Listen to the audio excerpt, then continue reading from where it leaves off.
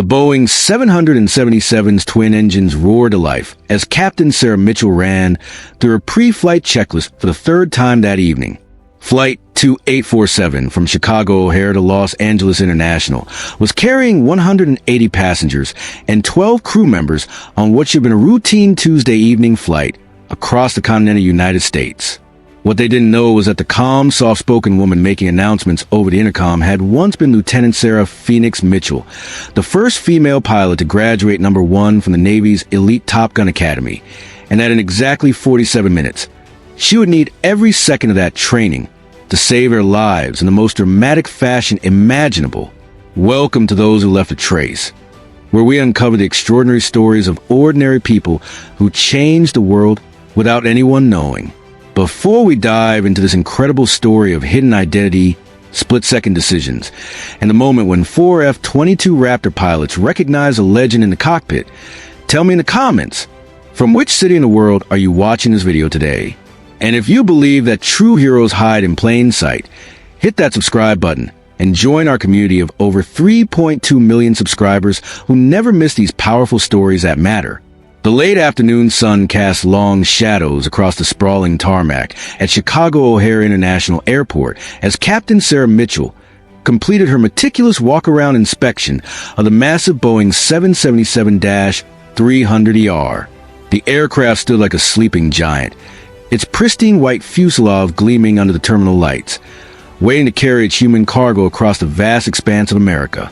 At 34 years old, Sarah had been flying commercial aircraft for 6 years, and her colleagues at United Airlines knew her as one of the most competent and unflappable pilots in the company's entire fleet. She was quiet, professional, and had never once raised her voice or shown the slightest sign of stress, even during the most challenging weather conditions that Mother Nature could throw at her. Standing barely 5 feet 4 inches with shoulder-length auburn hair, always pulled back in a neat ponytail, Sarah looked more like a high school teacher or librarian than someone capable of handling a 400-ton aircraft traveling at 500 miles per hour through the dangerous skies above America. Her voice over the intercom was gentle and reassuring, the kind that made nervous passengers feel safe and confident in her abilities, never suspecting that the woman speaking to them had once been considered one of the most naturally gifted pilots in the history of naval aviation. "Good evening, folks. This is Captain Mitchell speaking," she announced as the last passengers settled into their seats and flight attendants began their final preparations. "We got a beautiful evening for flying tonight, with clear skies and smooth air most of the way to Los Angeles. Flight time will be approximately 4 hours and 23 minutes, and we should have you on the ground right on schedule at 9:47 p.m. Pacific time." What the passengers didn't know, what they could never have imagined, was that Sarah's calm demeanor had been forged in the white-hot crucible of naval aviation, where she had spent 8 years flying F/A 18 Super Hornets off aircraft carriers in some of the most dangerous airspace in the world. They had no idea that the woman wishing them a pleasant flight had once landed a damaged fighter jet on a carrier deck in 30-foot seas during a North Atlantic storm, or that she held the record for fastest completion of the Top Gun program in the Academy's 54-year history. The passengers settling into their seats had no clue that their captain had flown combat missions over hostile territory, had engaged enemy aircraft in aerial combat, and had saved the lives of downed pilots behind enemy lines. They saw only a petite woman with a gentle voice and professional demeanor, never suspecting that she possessed skills that would, in less than an hour, mean the difference between life and death for every soul aboard Flight 2847. First Officer Mike Chun, a 28-year-old pilot with 4 years of commercial experience and dreams of one day becoming a captain himself, had been flying with Sarah for the past 8 months. He respected her immensely, had learned more from her than from any other pilot he'd ever flown with, but had often wondered about her background and the source of her seemingly supernatural calm under pressure. Unlike most pilots, who love to share war stories about their training, their close calls, and their most challenging flights, Sarah rarely talked about her past. When asked about her previous experience, she would simply say she had flown for the military and deftly change the subject. "Captain, we're clear for takeoff on runway 28R," Chun reported as they completed their taxi toward the departure runway, the massive aircraft moving through the maze of taxiways like a whale navigating through shallow waters. "Copy that, Mike. "Let's get these folks to LA and maybe beat the headwinds," Sarah replied, her hands moving smoothly across the complex array of controls with the precision of someone who had performed these actions thousands of times, each movement economical and purposeful. As the massive aircraft lifted off into the evening sky, climbing through scattered clouds that dotted the horizon like cotton balls, none of the 180 passengers could have imagined that they were in the hands of someone who had once been considered the most naturally gifted pilot in the entire U.S. Navy. Sarah had left the military 6 years earlier, not due to any lack of ability or desire to serve her country, but because of a classified incident during her final deployment that had fundamentally changed her perspective on flying and her place in the world of military aviation. The incident, which remained classified at the highest levels, had occurred during a training exercise that had gone catastrophically wrong. Sarah had been forced to make a split-second decision that had saved the lives of 2 other pilots, but had resulted in the loss of a $70 million aircraft. The Navy had cleared her of any wrongdoing, had even recommended her for a commendation, but Sarah had decided that she'd had enough of the constant life-or-death decisions, the political pressures, and the weight of command that came with being one of the Navy's most elite pilots. The climb to cruising altitude was smooth and routine, the kind of flight that passengers take for granted, but that requires constant vigilance and expertise from the flight crew. Sarah engaged the autopilot system and settled in for what she expected to be an uneventful flight across the country. She had flown this route hundreds of times, knew every waypoint, every potential weather hazard, every air traffic control facility along the way. The weather reports showed clear skies and light winds all the way to California, and the aircraft systems were performing flawlessly. But at 7:42 p.m. Central Time, as Flight 2847 cruised smoothly at 37,000 feet above the darkening landscape of the American Midwest, everything changed in an instant. United 2847, this is Chicago Center, came the crackling voice of the air traffic controller through their headsets. "We're showing some unusual activity on your transponder signal. Can you verify your current altitude and heading?" Sarah glanced at her instrument panel, her eyes quickly scanning the dozens of gauges, displays, and warning lights that monitored every aspect of the aircraft performance. Everything appeared normal, all systems showing green. No warning lights, no unusual readings. Chicago Center, United 2847 level at flight level 370, heading 270 degrees. All systems showing normal here. United 2847, roger that.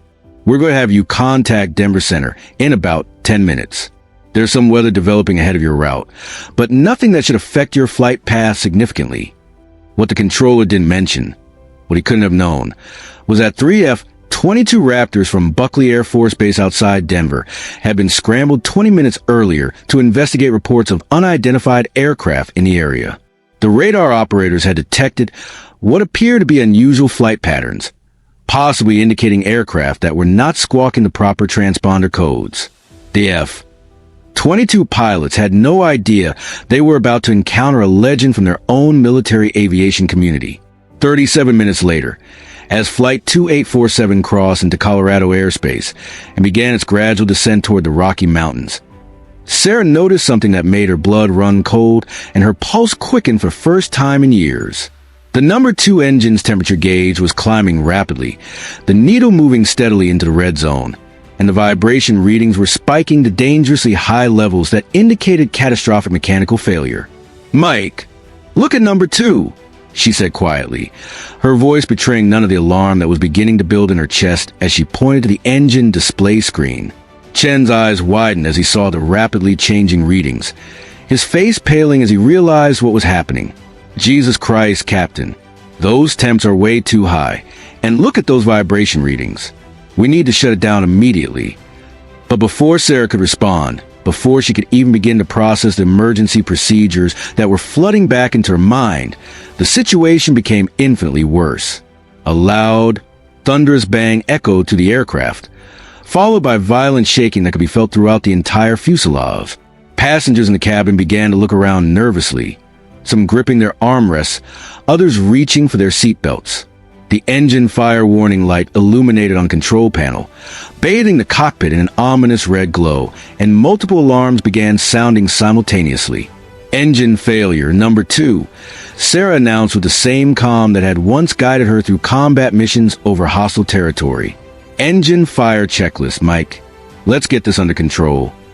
As Chim began running to the complex emergency procedures, his hands moving quickly across the control panels, Sarah's mind was already calculating their options with the precision of a computer. They were 150 miles from Denver, flying at 37,000 feet, with 180 passengers and crew, and now they had only one functioning engine.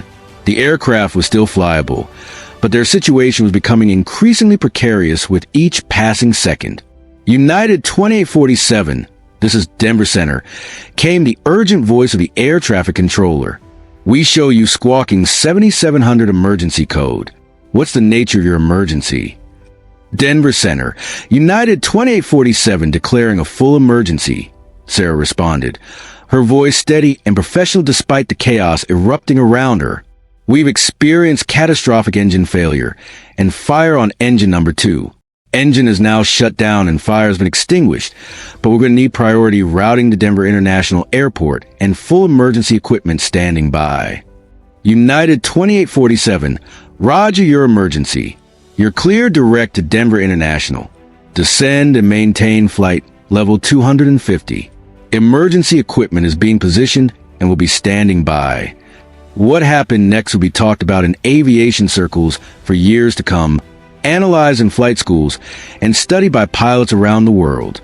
Instead of following the standard single-engine approach procedures that she had been trained to use in commercial aviation, Sarah did something that stunned everyone who witnessed it. She began to fly the massive Boeing 777 like it was a fighter jet, using techniques that had been developed for military aircraft but had never been attempted with a commercial airliner. Drawing on her years of Top Gun training and combat experience, Sarah began a series of control maneuvers that maximized the aircraft's glide ratio while maintaining complete control. She banked the aircraft into steep turns that would have terrified most commercial pilots, maneuvers that pushed the very limits of what the aircraft was designed to handle, but that allowed her to bleed off altitude at exactly the right rate to reach Denver International Airport. "Captain, what are you doing?" Chin asked, his voice tight with concern as he watched Sarah execute maneuvers that were completely outside the realm of normal commercial aviation procedures. "These aren't standard emergency procedures. This is what we train for." "Trust me, Mike," Sarah replied, her hand steady on controls as she guided the massive aircraft through a series of turns that seemed to defy the laws of physics. "I've done this before, just not in something this big." But she had done it before, just not in a commercial airliner.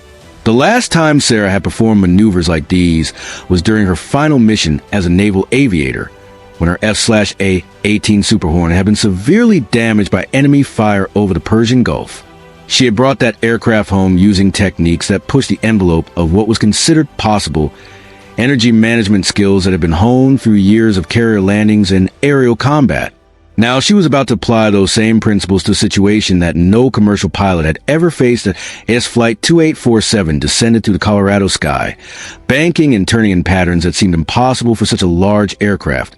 3 F-22 Raptors appeared alongside the airliner. The Raptor pilots had been sent to provide escort and support for the emergency aircraft, but what they saw through their aircraft's advanced sensor systems made them realize they were witnessing something extraordinary, something that challenged everything they thought they knew about commercial aviation. Denver Center. This is Viper 1. Called a lead F-22 pilot, Major Jake Viper Rodriguez, a 12-year veteran with over 2,000 hours in the Raptor and combat experience in 3 different theaters of operation. "We have visual contact on United 2847. That pilot is executing flight patterns that I've never seen attempted in a commercial aircraft. Viper 1, maintain escort position and continue to monitor.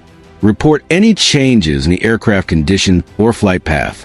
But Rodriguez was transfixed by what he was seeing through his heads-up display. The Boeing 777 was executing energy management maneuvers that seemed impossible for such a large, heavy aircraft. The pilot was using advanced aerodynamic principles that Rodriguez had only seen demonstrated by the most elite military aviators, techniques that were taught only in the most advanced tactical flight training programs. "Viper 2, are you seeing this?" Rodriguez called to his wingman. Captain Lisa Falcon Martinez, who was flying formation off his right wing. Copy that, Viper 1. I've never seen anything like it. Whoever's flying that bird knows exactly what they're doing, and they're doing things that shouldn't be possible in a commercial aircraft. What the F-22 pilots didn't know, what they couldn't have imagined, was that they were watching Sarah Mitchell employ every technique she had learned during her years as a Top Gun instructor and combat pilot. She was treating the massive commercial airliner like a fighter jet, using advanced aerodynamic principles and energy management techniques to maintain control in a situation that would have been catastrophic for most pilots. The passengers in the cabin, meanwhile, remained remarkably calm. Sarah's steady voice continued to update them on their situation, her tone so reassuring that most didn't realize just how dire their circumstances had become. The flight attendants, trained to recognize the signs of serious emergencies, were quietly preparing for what they fear might be a crash landing.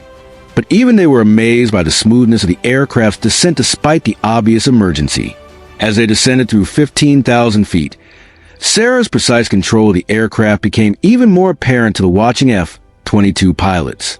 She was maintaining an approach angle that allowed the aircraft to glide efficiently toward the airport while keeping the passengers as comfortable as possible.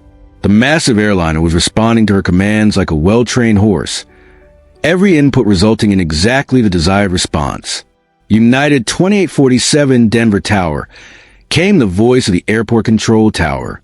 You're cleared for emergency landing on runway 34R. Wind is 340 degrees at 12 knots. Visibility 10 miles. Emergency equipment is in position and standing by. Denver Tower, United 2847, Sarah responded, her voice carrying the same calm authority that had once guided her through combat missions.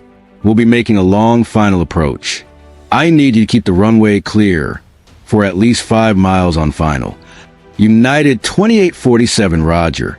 Runway 34R is clear, and we have emergency equipment standing by.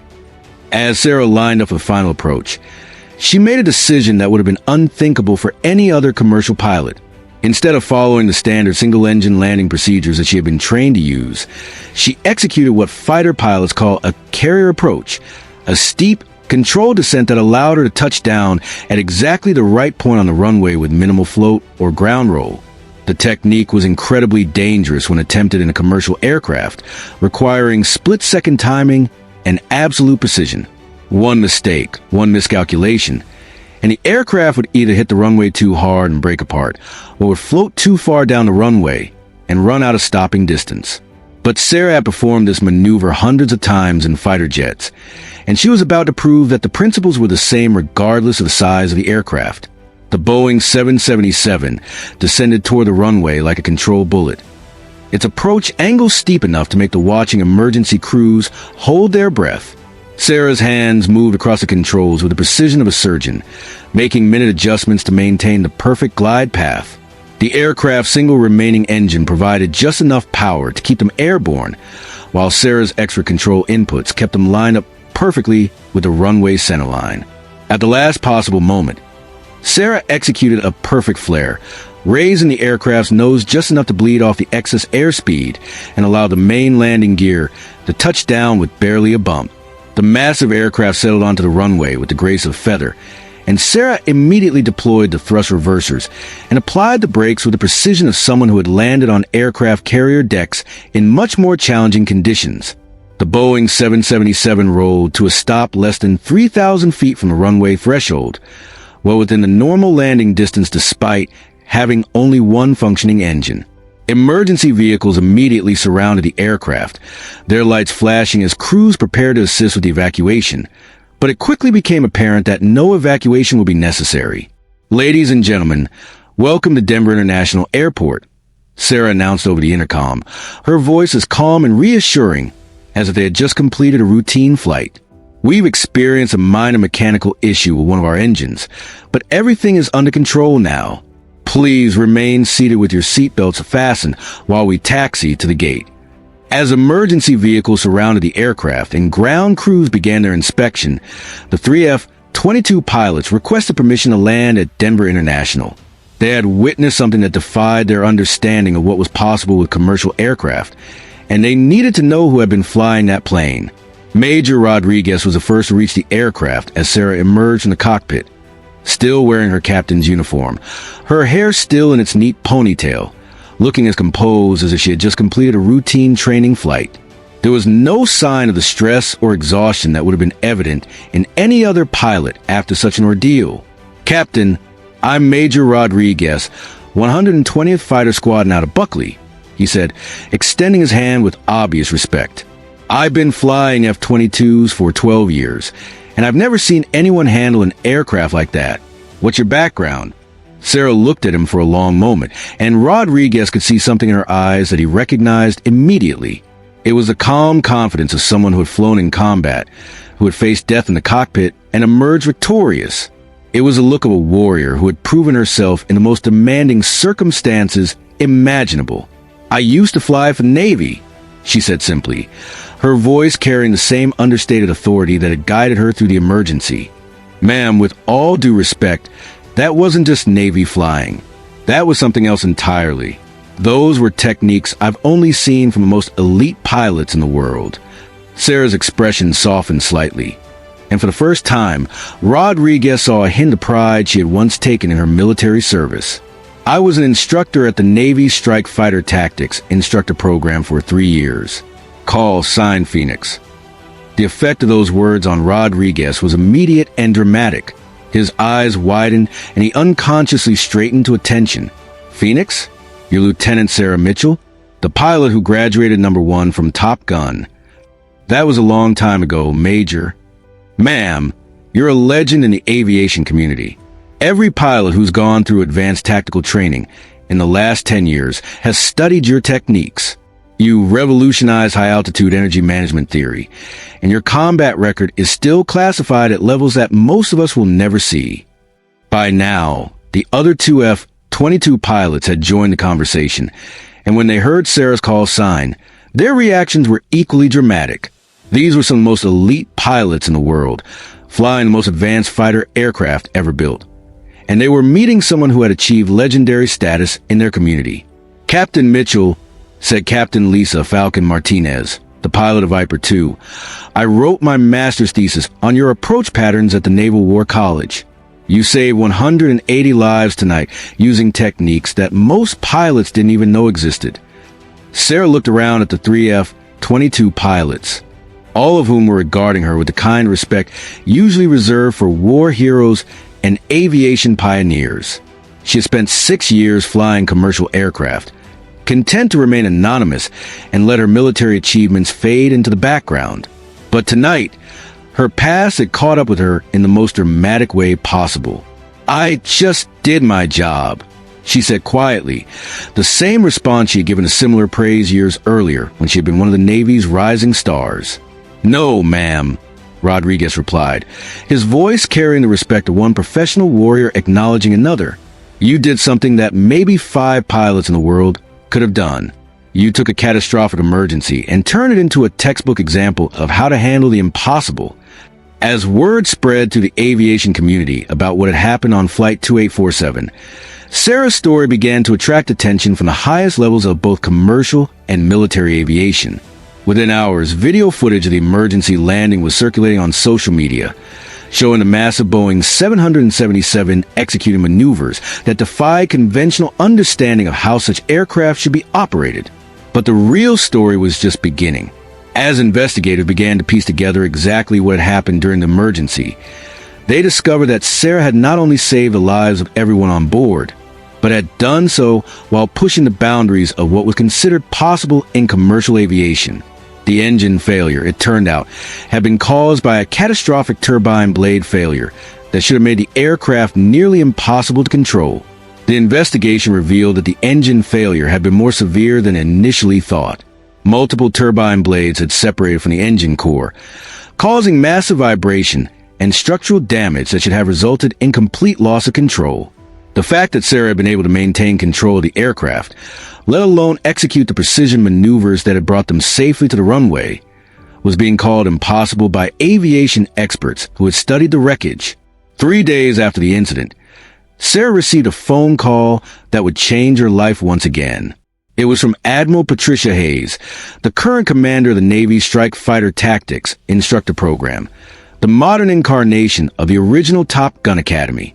"Captain Mitchell," the Admiral said, her voice carrying the authority of someone who had risen to the highest levels of military command. "I've been following the reports of your emergency landing in Denver. I think it's time we had a serious conversation about your future."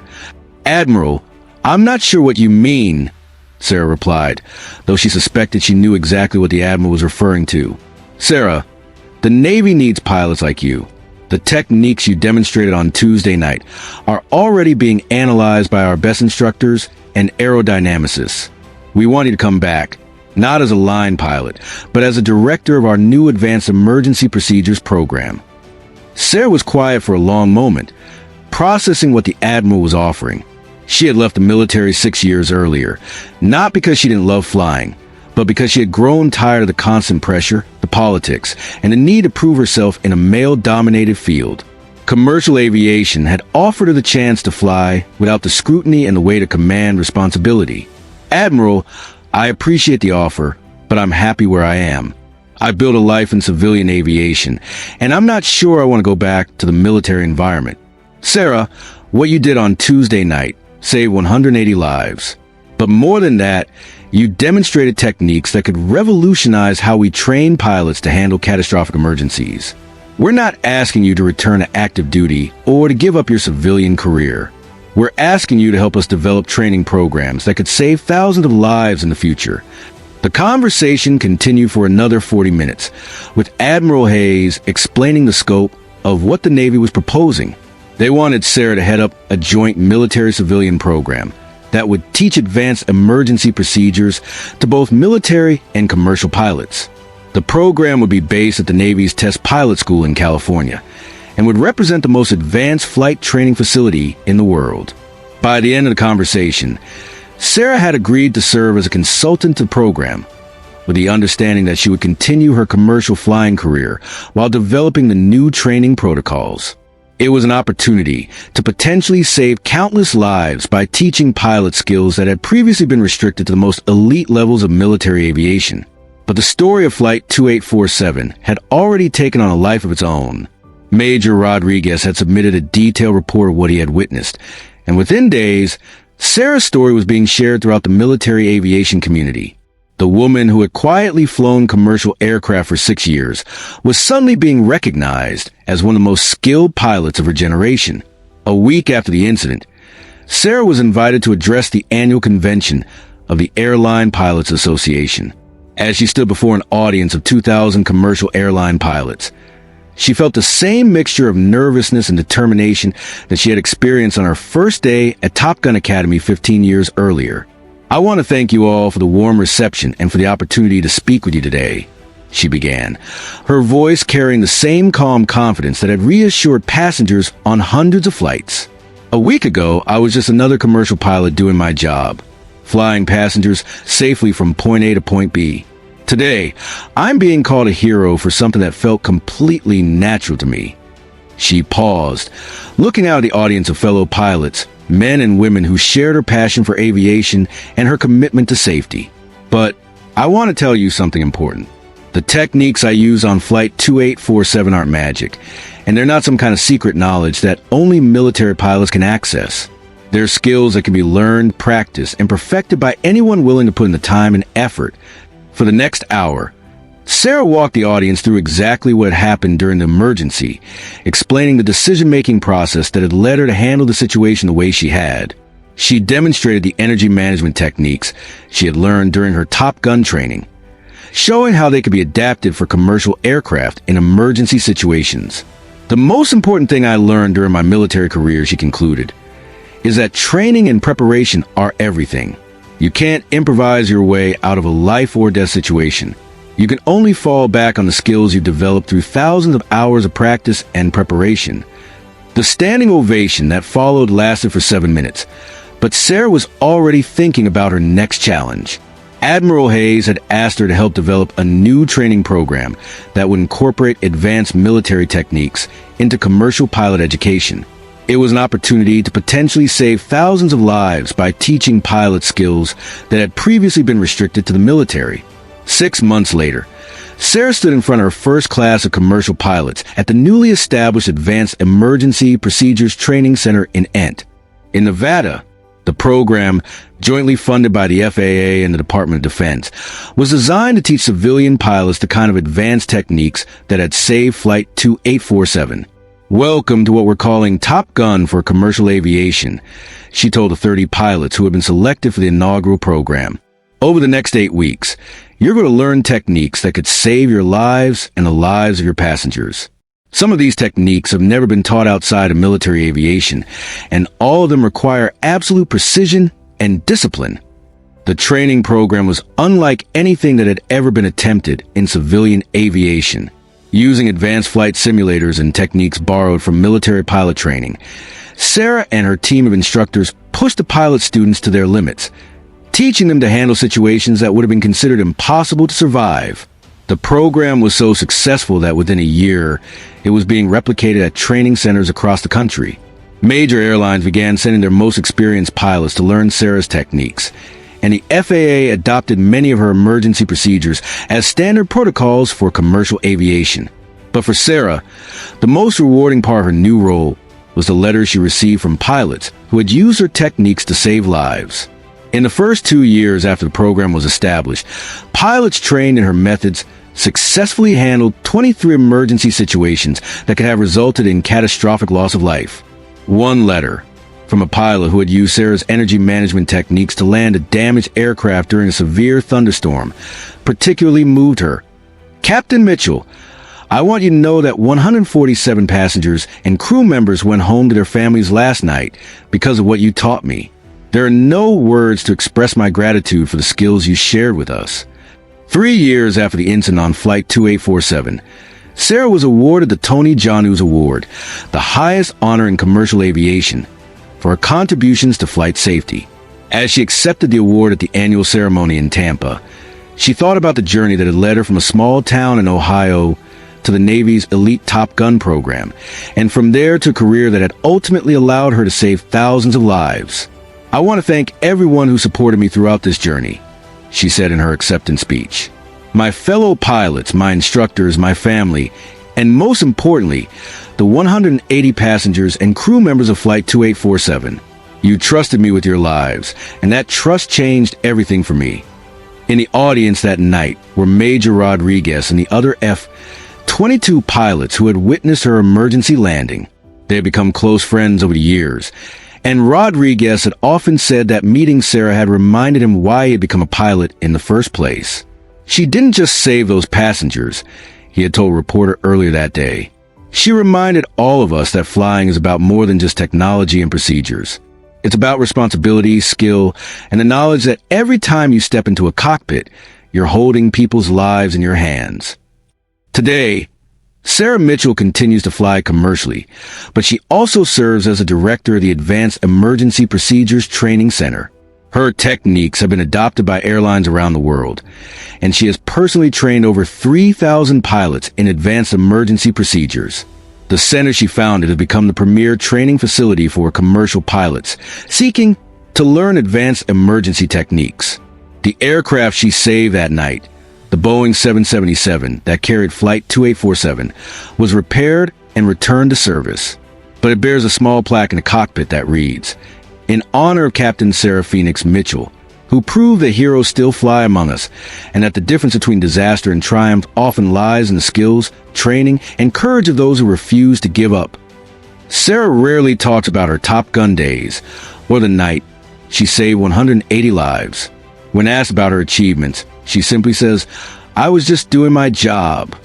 But those who know her understand that her quiet confidence and unshakable calm come from a lifetime of preparation for moments when everything depends on skill, training, and the courage to push beyond what seems possible. The story of Flight 2847 has become legendary in aviation circles, not just because of the dramatic emergency landing, but because of what it revealed about the quiet heroes who work among us every day. Sarah Mitchell has spent 6 years flying commercial aircraft, content to remain anonymous and let her military achievements fade into the background. But when 180 lives hung in the balance, her true nature emerged, and the world discovered that sometimes the most extraordinary people are hiding in the most ordinary places. Her legacy extends far beyond that single night in Denver. The training programs she developed have been implemented by airlines worldwide, and the techniques she pioneered have been credited with saving hundreds of lives in emergency situations. The Advanced Emergency Procedures Training Center continues to train pilots from around the world, passing on the skills and knowledge that can mean the difference between life and death when everything goes wrong at 37,000 feet. In the end, Sarah's story is a reminder that excellence doesn't always announce itself with fanfare and publicity. Sometimes it sits quietly in the cockpit, making routine announcements over the intercom, waiting for the moment when years of training and preparation will mean the difference between life and death. And when that moment comes, true heroes don't hesitate. They simply do what needs to be done, with the calm confidence that comes from knowing they're ready for whatever challenges the sky might present. The passengers of Flight 2847 went home that night, most of them unaware of just how close they had come to disaster, and how fortunate they had been to have someone with Sarah's skills and training in the cockpit. But for Sarah, the real reward wasn't the recognition or the awards that followed. It was the knowledge that she had been ready when it mattered most, and that her years of preparation had made all the difference in the lives of the people who had trusted her to bring them home safely. Some heroes wear uniforms and fly fighter jets in combat zones. Others wear airline pilot uniforms and make gentle announcements over the intercom. But the best heroes are the ones who do their jobs with quiet competence, never seeking recognition, but always ready to rise to the occasion when ordinary becomes extraordinary and lives hang in the balance. Captain Sarah Phoenix Mitchell had proven that true heroism isn't about being the loudest or the most visible. It's about being prepared, staying calm under pressure, and having the skills to turn a potential disaster into a triumph of human achievement and determination. And somewhere in the sky tonight, there are other pilots like her, quietly doing their jobs, ready to remind us all the heroes still fly among us, carrying passengers safely through the dangerous skies above our world.